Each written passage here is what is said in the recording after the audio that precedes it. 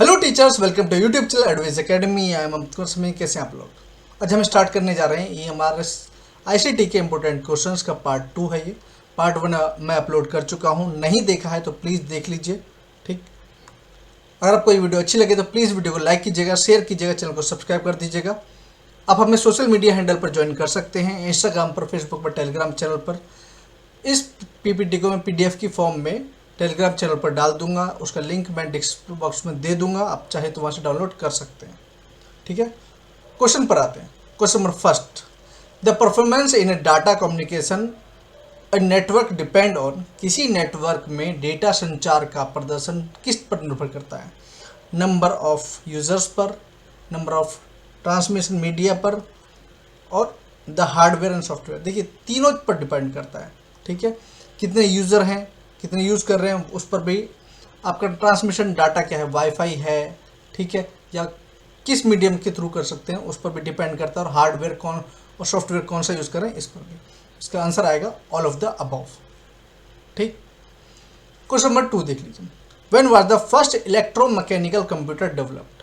ठीक है, पहला इलेक्ट्रोमैकेनिकल कंप्यूटर कब विकसित हुआ था? तो ये हुआ था 1944 में। 1944 में। और ये कौन सा था? एनियक था। देखिए, थे दो कंप्यूटर, एबीसी और एनियक, लेकिन माना जाता है एनियक को ही। ठीक है, पहले एबीसी हुआ था। क्वेश्चन नंबर 3 देख लीजिए। Which of the following application allows a user to access and change remote files without actual transfer? देखिए, रिमोट फाइल्स कौन सी होती हैं? जो आपसे दूर होती हैं, जो आपके पास नहीं होती। रिमोट का मतलब वही होता है। देखिए, हिंदी में देख लेते हैं। निम्न में से कौन सा एप्लीकेशन उपयोगकर्ता को वास्तविक स्थानांतरण के बिना दूरस्थ फाइलों तक पहुंचाने और बदलने की अनुमति देता है? ये देता है आपका NFS। ठीक है, नेटवर्क फाइल सिस्टम, NFS देता है। ठीक है, नेटवर्क फाइल सिस्टम, ध्यान रखना। What does OSPF stand for? किस चीज़ के लिए? इसका मतलब क्या है? तो ये है ऑप्शन सी आपका, ओपन शॉर्टेस्ट पाथ फर्स्ट। ठीक है, open shortest path first. Next देख लेते हैं question number 5। Which of the following produces high traffic network? इसमें से हाई ट्रैफिक किस में होगा? देखिए, अब ये सपोज करिए, इस क्वेश्चन को मैं इस तरीके से समझाऊंगा। सपोज कीजिए कि एक रोड है, उस पर कार चल रही है। तो एक तो अगर फिक्स्ड रूट है तो आपको जाहिर बात है, आपका फिक्स्ड रूट है और आपके लिए ये तो जाहिर पर उस पर आपको ट्रैफिक नहीं मिलेगा। रैंडम रूट है तो उस पर ट्रैफिक मिल भी सकता है, नहीं भी। वेरिएबल पर मिल भी सकता है, नहीं भी। लेकिन अगर फ्लूडिंग, सबसे ज़्यादा ट्रैफिक यहाँ पर होता है, ध्यान रखना। तो इसका बी ऑप्शन आएगा। ठीक है, अब नेक्स्ट देख लेते हैं question number 6। In which method we can connect to internet? तो ये क्या है? डायलअप से भी कर सकते हैं, स्लिप। ठीक है, स्लिप होता है सीरियल लाइन इंटरनेट प्रोटोकॉल। ठीक है, और PPP क्या होता है? ये होता है पॉइंट टू पॉइंट प्रोटोकॉल। इसका आंसर है option D, all of the above. ठीक है, क्वेश्चन नंबर 7 देख लीजिए।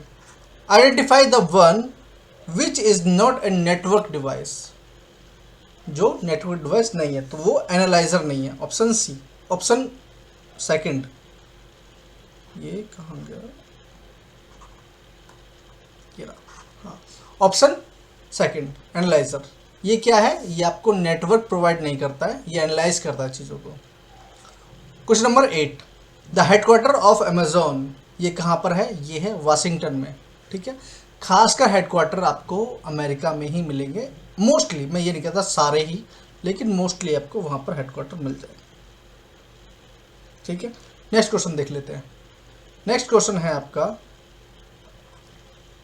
flipkart.com ये क्या है? वर्चुअल बुक स्टोर है, वर्चुअल लाइब्रेरी है, ई बुक प्रोजेक्ट है, या फिर कंसोर्टियम है?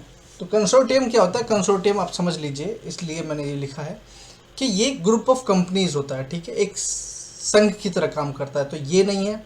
ठीक है, ई बुक प्रोजेक्ट है, ये भी नहीं है। वर्चुअल लाइब्रेरी भी नहीं है। ये है वर्चुअल बुक स्टोर, यहाँ से आप खरीद भी सकते हैं और बेच भी सकते हैं, जो भी है। ठीक है, तो वर्चुअल बुक स्टोर है। क्वेश्चन नंबर 10 देख लीजिए। Which of the following is a virtual book store? तो ये कौन सा हो गया? अब आपका सेम क्वेश्चन है, तो ये है आपका Amazon.com। ठीक है, ये है amazon.com 10। नेक्स्ट क्वेश्चन देख लेते हैं आपका। नेक्स्ट क्वेश्चन है आपका question number 11, who coined the term blog. ये दिया था जॉन बर्गर ने, दिया था। क्वेश्चन नंबर 12 देख लीजिए, hyper text uses dash to present text and static graphics. Hyper text और स्थिर ग्राफिक्स प्रस्तुत करने के लिए का उपयोग किया जाता है, तो ये किया जाता है हाइपरलिंक्स का, ऑप्शन सी। ठीक है, नेक्स्ट देख लेते हैं क्वेश्चन नंबर 13 है। क्वेश्चन नंबर 13 देख लेते हैं, पेन स्टैंड फॉर, पेन की फुल फॉर्म बतानी है, तो ये है पर्सनल एरिया नेटवर्क। ठीक है, पर्सनल एरिया नेटवर्क इसका। क्वेश्चन नंबर 14 देख लीजिए, multiple related field are combined to form, एकाधिक संबंधित फील्ड को मिलाकर एक क्या बनता है, तो ये बनता है रिकॉर्ड। ये क्या बनता है, रिकॉर्ड बनता है। देखिए इस तरह से होता है ना, यहाँ पर चीज़ें लिखी जाती है, कुछ भी मान लीजिए नेम है, यहाँ पर डाटा है, तो ये क्या मतलब पूरा रिकॉर्ड तैयार होता है इस तरीके से। नेक्स्ट देख लेते हैं, क्वेश्चन नंबर 15 है, softwares are protected by laws and also owned by a particular owner. ठीक है, तो ये सॉफ्टवेयर कानूनों द्वारा संरक्षित होते हैं, कानूनों द्वारा भी संरक्षित होते हैं और एक विशेष मालिक के स्वामित्व में भी होते हैं। तो ये कौन से होते हैं, ये होते हैं ऑप्शन 4 आप प्रोप्रेटरी होता है इसका। ये कहाँ गया, यार ऑप्शन नंबर 4। नेक्स्ट क्वेश्चन देख लीजिए आपका, ऑप्शन नंबर ये क्वेश्चन नंबर 16 देख लीजिए, ये कहाँ पर गया, ये क्वेश्चन नंबर 16 है, virus is a software which can, क्या कर सकता है, मल्टीपल डाटा, ठीक है, मैनिपुलेट डाटा, रेप्लिकेट डाटा और डैमेज कंप्यूटर, तीनों चीज कर सकता है।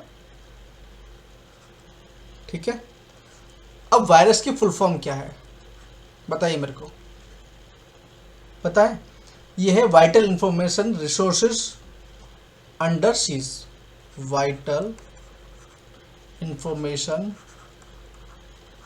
Resources under seize. ठीक है, हैंडराइटिंग अच्छी नहीं, मुझे भी पता है, अभी नया नया स्टार्ट किया है तो ऐसा ही होगा, बाद में देखते हैं। ठीक है, आपको समझ में आ गया ना। नेक्स्ट देख लीजिए क्वेश्चन नंबर 17। क्वेश्चन नंबर 17 है, dash communication system can transmit data in both direction simultaneously, मतलब एक साथ आप कोई भी डेटा ट्रांसफ़र भी कर सकते हो। इससे ये ए है, सपोज कीजिए ये ए है और ये बी है, यहाँ से एक साथ, यहाँ से डाटा यहाँ भी और यहाँ से यहाँ डाटा एक साथ ही हो जाए। तो देखिए क्वार्टर डुप्लेक्स कुछ नहीं होता है, एक तो सिंप्लेक्स होता है और एक हाफ डुप्लेक्स होता है और एक फुल डुप्लेक्स होता है। तो इसका आंसर है फुल डुप्लेक्स, मतलब एक साथ दोनों जगह पर जा सकता है। ठीक है, डेटा। क्वेश्चन नंबर 18 देखिए, the unit of measuring the speed of transmission of data, ये किस में होता है, ये बोर्ड। इसका आंसर क्या है, baud. Number of changes signals per second, number of changes signals per second. ठीक है, ये यूनिट बोर्ड।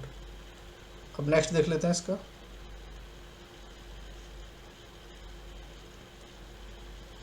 क्वेश्चन नंबर 19 देख लेते हैं।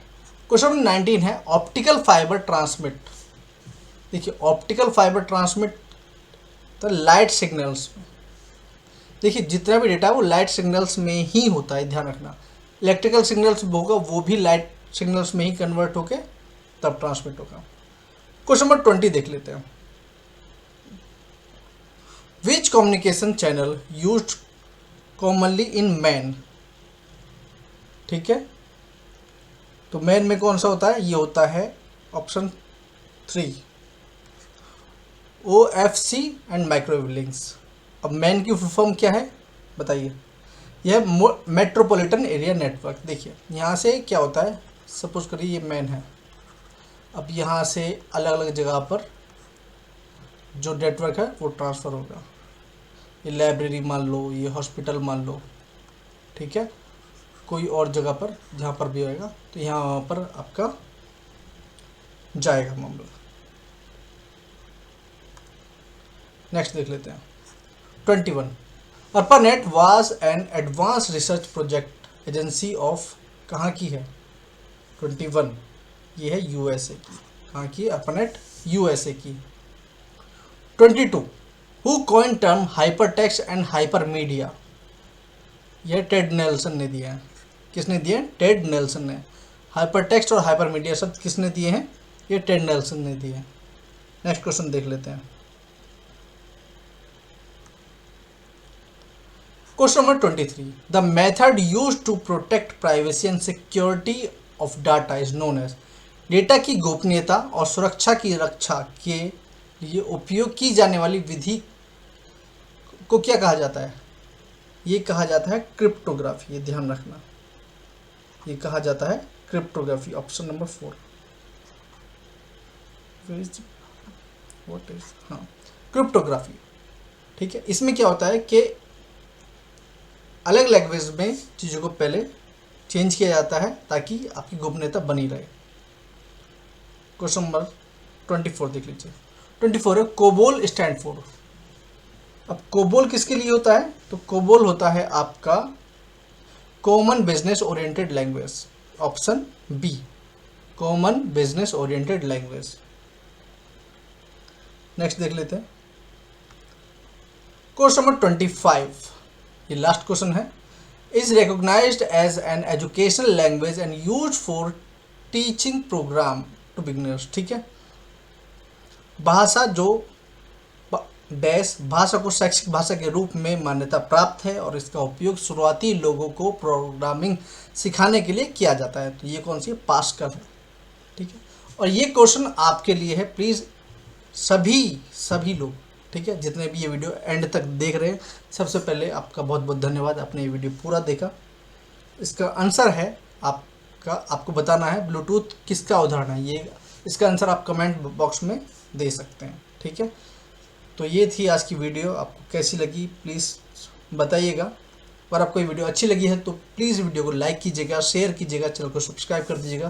Thank you so much. मिलते हैं नेक्स्ट वीडियो में। Take care all.